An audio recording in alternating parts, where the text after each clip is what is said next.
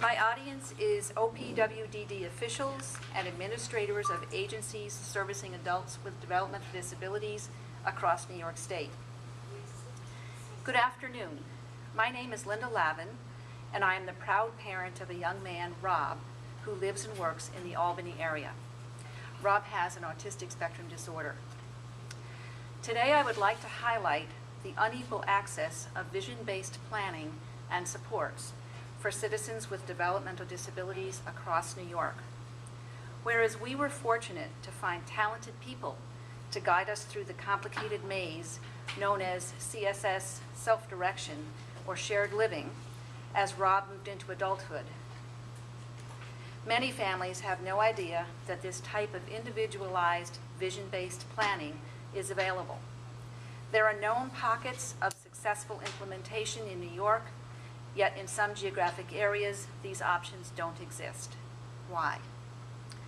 I knew my son was the proverbial round peg, and I knew that he would not fit in the square holes typically available for adults with developmental disabilities here in New York.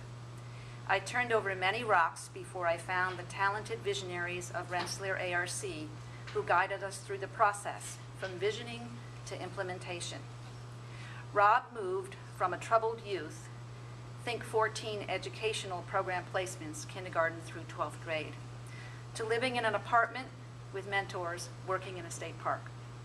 He is completing an online course in environmental conservation, and he has a girlfriend.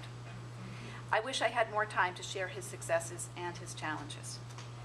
I see three barriers that are slowing the movement toward independent, inclusive living for individuals with developmental disabilities. The first is that we as a society need to challenge our unspoken beliefs about people who have developmental disabilities. Just as children without such issues are encouraged to vision and dream big for their futures, all of us, parents, agencies, and administrators, need to engage with our children in this same process. The tools exist, and the successes are in front of us. Secondly, we need to educate and support parents about how visionary planning and supports work and how to access them. In the education system, parents are asked to choose from program options A, B, or C. We are not accustomed to creating and visioning with our children for their future.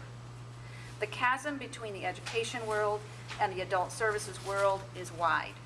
Bridges need to be built, paths need to be paved. Lastly, there are many adults with developmental disabilities living independent lives with varying levels of support across our state. We need to shine the light on their successes and on the innovative agencies and people who have ventured into the realm of individualized, vision-based planning and supports. Will you please join me by supporting vision-based planning initiatives, by reaching out to parents with a map for this process, and by shining the light on the successful individuals across our state who are living their lives based on their dreams. Thank you.